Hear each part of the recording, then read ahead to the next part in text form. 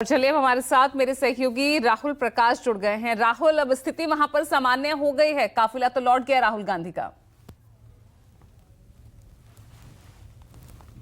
जिस तरीके से माहौल गहमा गहमी और जिस तरीके की कोशिशें थी, लगा था कि संभल निकल जाएंगे, एक हुजूम उनके साथ जाएगा, लेकिन जिस तरीके से प्रशासन से बात मानकर और जिस तरीके का बयान उनका सामने आया है, से अकेले जाना चाहते थे, तो वापस अब दिल्ली लौट चुके हैं अपने निवास पे। और कहा जाए कि अब वो आगे रणनीति क्या होगी वो आगे तय करेंगे, क्योंकि जिस तरीके से प्रशासन ने साफ कर दिया था कि 10 तारीख तक अति संवेदनशील इलाका है, और कहा जाए कि जो भारतीय न्याय संहिता 163 यार पूरी तरीके से वहाँ लगाई गई है। कारण यही था कि माहौल ख़राब ना हो, और अब पूरी तरीके से रूट को खोल दिया गया है, आवाजाही दुरुस्त कर दी गई है, और पूरी तरीके से जो कोशिशें थी कांग्रेस पार्टी के तमाम नेताओं की और खुद नेता प्रतिपक्ष राहुल गांधी की और प्रियंका गांधी की, कि वो किसी तरीके से संभल जाएं, उन पीड़ितों के परिवार से मुलाकात कर पाएँ, संवेदना व्यक्त कर पाएँ। हालांकि अब जिस तरीके से राजनीति इसमें हो रही है, तमाम चीज़ें सामने आ रही हैं कि किस तरीके का मूवमेंट है और किस समय जाने का चाहते थे, तो साफ है ये ज़रूर था कि कोशिशें सुबह से थी, गहमा गहमी सुबह से थी, बैरिकेडिंग थी, पुलिस की व्यवस्थाएं थी, लेकिन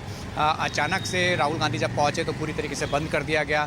फिर नोटिस उन्हें थमाया गया, फिर उन्हें समझाया गया, बातचीत हुई, फिर कई दौर की बातचीत के बाद उन्हें लगा कि नहीं जाना चाहिए, तो वापस वो दिल्ली की तरफ आए। यानी साफ तौर पे ये तस्वीर थी उस समय की जब राहुल गांधी वहाँ पहुँचे थे। माना ये जा रहा था कि जैसे पुराने प्रकरण की बात करें, हाथरस और लखीमपुर खीरी में भी वो इसी तरीके से पहुँचे थे और लगातार संघर्ष करके पहुँचे थे। आज भी मान के यही चल रहे थे कि तमाम जो नेता हैं कांग्रेस सांसद वो भी उनके साथ वहाँ तक जाएंगे, लेकिन ऐसा नहीं हुआ।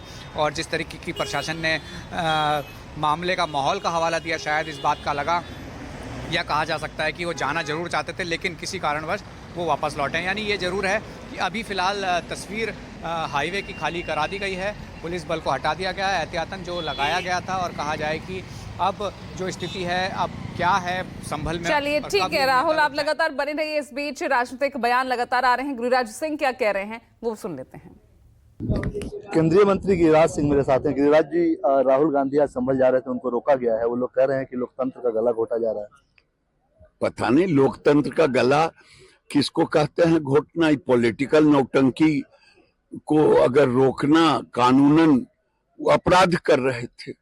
जब कोई सरकार रोक दिया हो तो इनको जबरदस्ती जाने क्या जरूरत है। ये एलओपी है, कानून का सम्मान ये नहीं करेंगे तो कौन करेगा। अगर राहुल जी कानून को तोड़ेंगे तब तो पॉलिटिकल नौटंकी ही कहा जाएगा।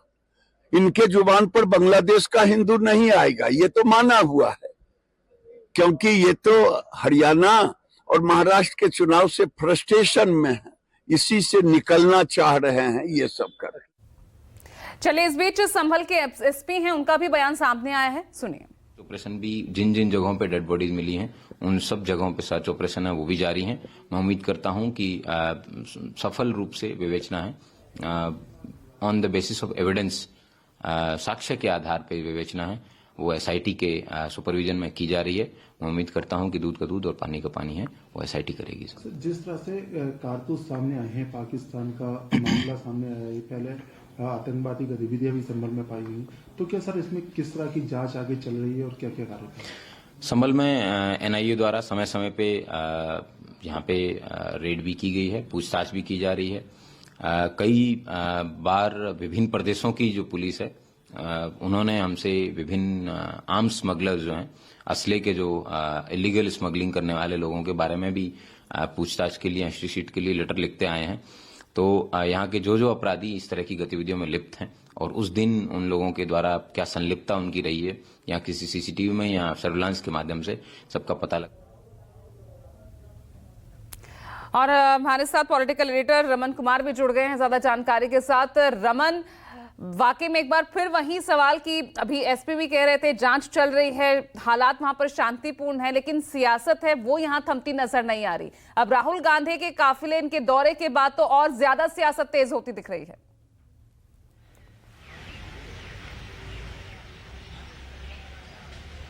देखिए, घटना को हुए काफी दिन बीत गया और उसके बाद से लगातार समाजवादी पार्टी और कांग्रेस ये डिमांड कर रही है कि उनकी डेलीगेशन को वहां जाने दिया जाए। इससे पहले कांग्रेस पार्टी के डेलीगेशन को रोका गया, उससे पहले समाजवादी पार्टी की डेलीगेशन को रोका गया अब राहुल गांधी ने फैसला किया था कि वो प्रियंका गांधी और कांग्रेस सांसदों के साथ संभल जाएंगे, लेकिन गाजीपुर बॉर्डर पर उन्हें रोक दिया गया और प्रशासन से बातचीत के बाद ये कहा गया कि वो 6 तारीख के बाद जा सकते हैं। हालांकि 10 तारीख तक जो बंदिश डीएम संभल के द्वारा लगाई गई है, उससे पहले जाना सही नहीं होगा, क्योंकि फिर से 6 तारीख के बाद से भी अगर राहुल गांधी जाते हैं तो 10 तारीख की दुहाई देंगे कि 10 तारीख तक हमने आदेश जारी किया है कि कोई भी पार्टी का डेलीगेशन यहाँ संभल नहीं आ सकता है।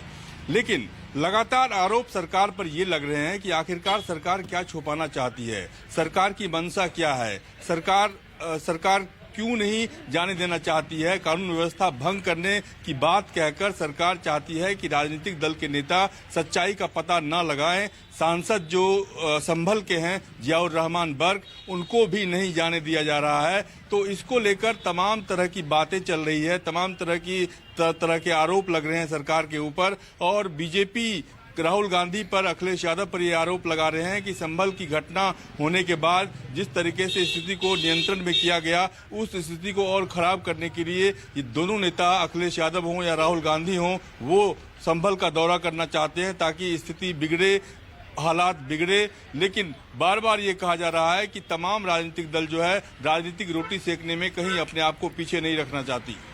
बिल्कुल, लेकिन अब इस बीच आरोप प्रत्यारोप तो चलता रहेगा रमन। अब कांग्रेस क्या करेगी? आज तो उनका काफिला बैरंग ही लौट गया।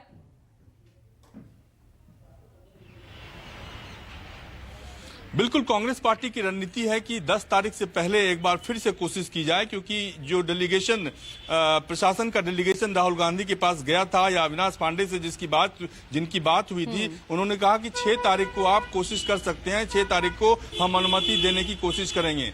लेकिन जैसा कि मैंने आपको कहा कि 10 तारीख तक की बंदिश डीएम संभल के द्वारा लगाई गई है कि 10 तारीख तक कोई पॉलिटिकल डेलीगेशन या सामाजिक संगठन के लोग संभल का दौरा ना करें। उसमें अगर एहतियात दी जाती है, क्योंकि राहुल गांधी विपक्ष के नेता हैं और विपक्ष के नेता की हैसियत से जो संविधान की कॉपी हाथ में लेकर वो अपने अधिकार की दुहाई दे रहे थे, हो सकता है कि सरकार उनके ऊपर उनकी बात को माने और 6 तारीख को उनको परमिशन मिले या 10 तारीख से पहले उनको अनुमति मिले। ऐसे संबंध में अगर राहुल गांधी को जाने की अनुमति मिलती है तो ये एक बड़ी घटना होगी।